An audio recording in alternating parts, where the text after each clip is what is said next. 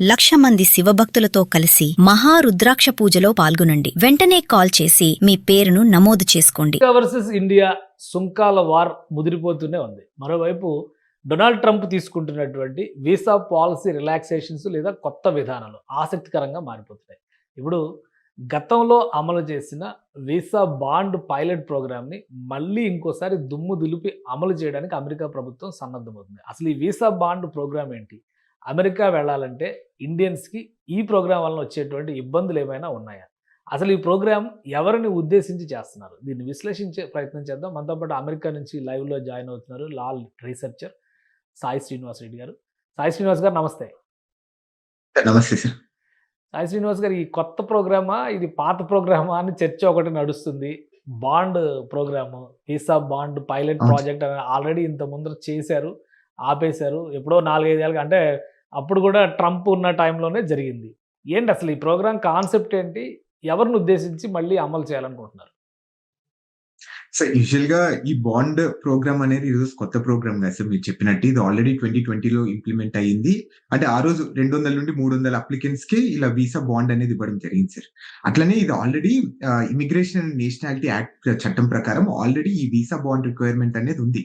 అంటే ఎవరికైనా కానీ వాళ్ళ మీద డౌట్ ఉంటే వాళ్ళు తిరిగి రారు, తిరిగి పోరు, ఇక్కడే ఉండిపోతారు, అమెరికాలో ఉన్నారు అనుకుంటే మాత్రము వాళ్ళకి అప్పుడు బాండ్ పెట్టి మీరు లోపలికి రండి అనేది చెప్పడానికి అది ఎప్పుడు నుండో ఉంది. ఈ రోజు కొత్త ఏం కాదు. కానీ ఇతను ఏం చేస్తున్నారంటే ట్రంప్ అడ్మినిస్ట్రేషన్ వచ్చిన తర్వాత అంటే కొంచెం కఠినంగా ఈ వీసా పాలసీస్ తీసుకొని రావాలని మళ్ళీ ఇది ఇంప్లిమెంట్ చేయడానికి ట్రై చేస్తున్నారు సార్. అంతే. అంటే గతంలో చేసినప్పుడు ఏ కంట్రీస్కి పైన ఇంప్లిమెంట్ చేశారు? అందులో వచ్చే ఇబ్బందులు ఏంటి? సో యూజువల్ గా లాస్ట్ టైమ్ అంటే చాలా తక్కువ కంట్రీస్ సార్. అంటే ఇప్పుడు ఈ జాంబియా, మలావి, లిబియా, ఈ కొన్ని దేశాలు ఉంటాయి కదా సార్, కొంచెం సివిల్ వార్ నడిచేది, లేకపోతే అక్కడ ఈ పాస్పోర్ట్ ఇష్యూ చేసేటప్పుడు సరిగ్గామైన సెక్యూరిటీ డీటెయిల్స్ తీసుకోకుండా ఇష్యూ చేయడము, లేకపోతే హై ఓవర్ స్టేస్ ఉంటాయి కదా సార్. ఇక్కడికి ఈ దేశాలకు వచ్చేసి కంప్లీట్ గా చాలా రోజులు ఉంటారు అనుకున్న వాళ్ళ డౌట్ పడిన వాళ్ళందరికీ ఇష్యూ చేయడం జరిగింది సార్. అంటే ఆ రోజు ఏంటంటే ట్రంప్ అడ్మినిస్ట్రేషన్ లో ఇది ఇంప్లిమెంట్ చేయాలి అనుకోవడం స్టార్ట్ చేశారు. ఇది బైడెన్ అడ్మినిస్ట్రేషన్ లో ఇంప్లిమెంటేషన్ జరిగింది సార్. బైడెన్ అడ్మినిస్ట్రేషన్ వస్తేనే ఆ రోజు కోవిడ్ అనేది స్టార్ట్ అయిపోయింది. అప్పటికే కోవిడ్ అనేది స్టార్ట్ అయిన తర్వాత అంటే అప్పటికి కొంచెం ఇంత ఇంటర్నెట్ కానీ ఇంత టెక్నాలజీ అని సరిగ్గా లేకపోవడం వల్ల ఈ domestic department of homeland security కానీ యుఎస్సిఎస్ కానీ కొంచెం మంచి కోఆర్డినేషన్ ఉండేది కాదు. సో ఈ బాండ్ రిక్వైర్మెంట్ అనేది ఎవరికి ఇవ్వాలి, ఎలా ఇవ్వాలి, ఒకవేళ ఇచ్చిన తర్వాత రీఫండ్ అనేది ఎలా ఇవ్వాలి, ఎన్ని రోజులు మన దగ్గర డబ్బులు పెట్టుకోవచ్చు, ఎలా ఫోర్ఫీచర్ చేయొచ్చు అని ఇలా కొన్ని కండిషన్స్, కొన్ని డౌట్స్ అన్ని ఉంటాయి కదా సార్. ఒకసారి ఏ యాక్ట్ అయినా కానీ ఒకసారి ఇంప్లిమెంటేషన్ అయినంత వరకు మనకు అర్థం కాదు ఈ ఏ ప్రాక్టికల్ కన్సిడరేషన్స్ క్వశ్చన్స్ కానీ వస్తాయి అనేది.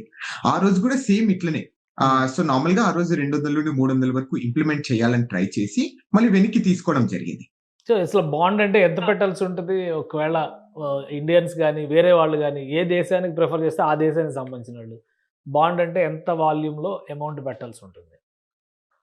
సార్ ఇప్పుడు 3 టైప్స్ ఆఫ్ బాండ్స్ అనేది ఇవ్వడం జరుగుతుంది సార్. అంటే వీసా ఆఫీసర్, అంటే మనం మామూలుగా ఇంటర్వ్యూకి వెళ్ళినప్పుడు వాళ్ళు మనల్ని చూసి ఓకే వీళ్ళు వస్తారా రారా అనే ఒక కండిషన్ మీద వాళ్ళు మనకు 5,000 నుండి 15,000 లోపు బాండ్ రిక్వైర్మెంట్ అనేది పెడతారు సార్. అంటే 5,000 ఇవ్వచ్చు, $10,000 ఇవ్వచ్చు, $15,000 ఇవ్వచ్చు. అంటే సుమారు ఎట్లా కాదనుకున్నా గానీ 5-6 లక్షల నుండి సుమారు 13-14 లక్షల వరకు బాండ్ రిక్వైర్మెంట్ అనేది పెడుతున్నారు సార్. ఇది ఓన్లీ ప్రస్తుతానికైతే ఒక 2 దేశాలకు మాత్రమే ఎలిజిబిలిటీ వచ్చింది సార్. అంటే మలావి అండ్ జాంబియా దేశాలకు మాత్రమే. సో ఇక్కడ అంటే వన్ ఆఫ్ ద రీజన్ ఏంటంటే మీరు ఈ దేశాల గురించి మనం ఆలోచిస్తానే ఒకటి ఏమో గుర్తుకొస్తుంది అంటే ఇక్కడ కొంచెం ఏమైనా సివిల్ వార్ నడుస్తాను కదా, ఇక్కడ ఏమన్నా ఈ నియంత్ర పాలన కానీ డిక్టేటర్షిప్, మిలిటరీ కూప్ అనేది కొన్ని దేశాలలో నడుస్తుంటదా అనే దేశాల గురించి ఇది మెయిన్ ఫోకస్డ్ గా ఉంటుంది సార్.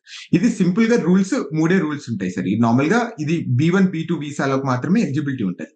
అలానే ఇది ఏమైతుందంటే 3 నెలలకు మాత్రమే వీసా ఎలిజిబిలిటీ అనేది ఇస్తారు. ఇప్పుడు మనకు మామూలుగా విజిటర్ వీసాకి అయితే 10 సంవత్సరాలు వీసా ఇస్తారు కదా సార్. కానీ ఈ విషయం వీసా బాండ్ రిక్వైర్మెంట్ లో 3 నెలలకే ఇస్తారు.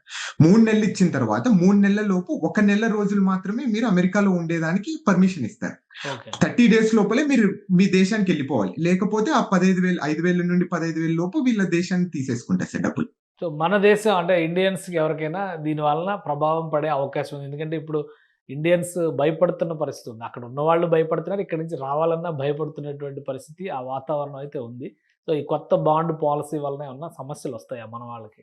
సార్ ఇప్పటికైతే ఏం లేదు సార్. మన దేశం గాని నార్మల్‌గా మనము ఈ ఓవర్ స్టేస్ డేటా చూసుకుంటే మాత్రం 1.08% మాత్రమే ఓవర్ స్టేస్ అనేది ఇక్కడ ఉంటున్నారు సార్. అంటే దానికి వివిధ కారణాలు గూడా ఉన్నాయి. అంటే ఇప్పుడు మీ ఫ్యామిలీ, లేకపోతే మీ పిల్లలు సరిగ్గా బాలేకపోవడము, లేకపోతే ఆ పుట్టిన పాపం సరిగ్గా హెల్త్ ఇష్యూస్ వల్ల ఆ టైంలో ఎక్స్‌టెన్షన్ ఉన్నాయి తప్ప నార్మల్‌గా ఇక్కడికొచ్చి ఇల్లీగల్‌గా మనం సెటిల్ కావాలి, ఇల్లీగల్‌గా మనం ఏమైనా చేయాలనుకున్నది చాలా తక్కువ పర్సెంటేజ్ కంపారిటివ్‌లీ మిగతా దేశాలకు.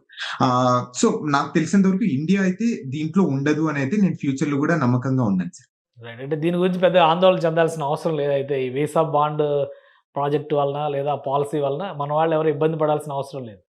ప్రస్తుతానికైతే మనం ఏం ఇబ్బంది పడాల్సిన అవసరం లేదు సార్. కానీ మనకి ఇంప్లిమెంటేషన్ జరిగితే మాత్రము సో మన వాళ్ళు కూడా చాలా ఆలోచిస్తారు. అంటే మనం అమెరికాకి $15,000 పెట్టి షూరిటీ పెట్టి మనం అమెరికాకి పోవాలా వద్దా అనేది కూడా సో చాలా కండిషన్స్ అనేది కన్సిడరేషన్ కి తీసుకుంటాం కదా సార్. అంటే మనం అంత ఖర్చు లాస్ట్ పెట్టి టైం పోగలమా ఇంప్లిమెంట్ లేదా? చేసినప్పుడు కూడా వీటి వలన విజిటింగ్ తగ్గిపోయింది, అమెరికా వచ్చేటువంటి యాత్రికుల సంఖ్య కూడా తగ్గిపోయింది అనే అభిప్రాయాలు వచ్చినాయని కొంత ఫీడ్బ్యాక్ వస్తుంది. అయినా కానీ మళ్ళీ ఇప్పుడు ఇది తీసుకోవడం వలన ప్రయోజనం కలుగుతుందా అమెరికాకి? సార్ ఐమ్ ప్రిటీ ష్యూర్ అమెరికాకి అయితే తప్పకుండా ఏ ఇష్యూలైనా కానీ ఇది కానీ వీసా ఇంటిగ్రిటీ ఫీ కానీ మీరు ఆల్రెడీ మనం మాట్లాడుకున్నాం $250 అనేది అదనంగా ఖర్చు పెట్టాలని. సో ఏదైనా కానీ ఇది లాస్ట్ కి అమెరికాకి అనేది బెనిఫిట్ ఉంటుంది సార్. ఎందుకంటే మనీ అనేది ఇన్ఫ్లో వస్తుంటది కదా సార్ ఈ దేశానికి. ఓకే. సో అట్ లాస్ట్ మనం నష్టపోతాం ఎక్కడైనా కానీ. అమెరికా కానీ మాత్రం టూరిస్టులు తప్పకుండా తగ్గిపోతారు బెనిఫిట్ కదా, పొందుతుంది. టూరిస్టులు తగ్గిపోతారు కదా. $15 లక్షలు అక్కడ బాండ్ రూపంలో పెట్టి వెళ్ళడం అవసరమా అనుకుని వేరే చోటకి వెళ్ళొచ్చు కదా, కెనడా వెళ్ళొచ్చు పక్కనే ఉంటుందని చెప్పని, ఇంకా వేరే ఏమన్నా కంట్రీస్కి వెళ్ళొచ్చు కదా. సో దానివలన డౌన్ఫాల్ అనేది ఉండదా, అమెరికా సందర్శకుల సంఖ్య పడిపోవడం అనేది ఉండదా? సార్ అంటే మనం ప్రాక్టికల్ గా ఇది ఇంప్లిమెంటేషన్ అవుతుందా కాదా మన ఇండియాకి అనేది పక్కన పెట్టుకుంటే ఇది ఆల్రెడీ గత 5-6 నెలల నుండి సో ఈ టూరిస్ట్ వీసా కానీ F1 వీసా కానీ విపరీతంగా తగ్గిపోవడం జరిగింది సార్. అంటే మనం ఏదో ఒక న్యూస్ చూస్తుంటే $44 బిలియన్ ఈ టూరిజం F1 వీసా మీద వచ్చే డబ్బులు అమెరికాకి రాకోకుండా వెళ్ళిపోయినాయి. అంటే వివిధ దేశాలకు ఆస్ట్రేలియా కానీ జర్మనీ కానీ కెనడా కానీ. సో అంటే మీరు అన్నట్టు అది కూడా వాస్తవమే అయిండొచ్చు సార్. అంటే అది రిజల్ట్స్ వచ్చేంత వరకు మనకు కన్ఫర్మ్ గా చెప్పలేము. కానీ ఇది మాత్రం ప్రస్తుతానికి రెండు దేశాలకే అప్లికబుల్ కాబట్టి మనం ఇప్పుడు సో అంటే ప్రస్తుతానికి అమలు చేయడం పక్కా అయిపోయిందా, అంటే డేట్ ఫిక్స్ అయిపోయిందా అమలు చేయడానికి? ఆగస్ట్ 20 నుండి ఇది ఇంప్లిమెంటేషన్ జరుగుతుంది sir. Right. Thank you Srinivas Reddy గారు, మీ అభిప్రాయం తెలియజేసినందుకు. ఇది అమెరికా ప్రభుత్వం తీసుకున్నటువంటి ఒక కొత్త నిర్ణయం, పైలట్ ప్రాజెక్ట్ అని గతంలో చెప్పారు. ఇప్పుడు అదే నిర్ణయాన్ని మళ్ళీ అమలు చేస్తూ వీసా బాండ్ పాలసీని అమల్లోకి తీసుకొస్తున్నారు డొనాల్డ్ ట్రంప్. ఈ విధానం ప్రకారం ఏంటంటే అమెరికా సందర్శనకు వెళ్ళేవాళ్ళు B1, B2 వీసాలు పొందాలనుకునే వాళ్ళు ముందుగానే షూరిటీ డిపాజిట్ పెట్టాల్సి ఉంటుంది. కాబట్టి ప్రస్తుతానికి 2 దేశాలని ఈ లిస్టులో పెట్టారు. మిగతా ఏ దేశాలు చేరతాయి, అమెరికా సందర్శకుల సంఖ్యపైన ఇది ఎలాంటి ప్రభావం చూపిస్తుంది అనేది ఆగస్టు 20 నుంచి ఇంప్లిమెంటేషన్ అవుతుంది. కాబట్టి ఆ తర్వాత సమీక్ష చేయాల్సిన అవసరం ఉంటుందని చెప్పని భూమిరెడ్డి సాయి శ్రీనివాస్ రెడ్డి గారు చెప్తున్నారు. ఇది special discussion. Keep watching. Suman టీవీలో మీ పర్సనల్ అండ్ బిజినెస్ ప్రమోషన్స్ కోసం కింది నెంబర్కి కాంటాక్ట్ చేయండి.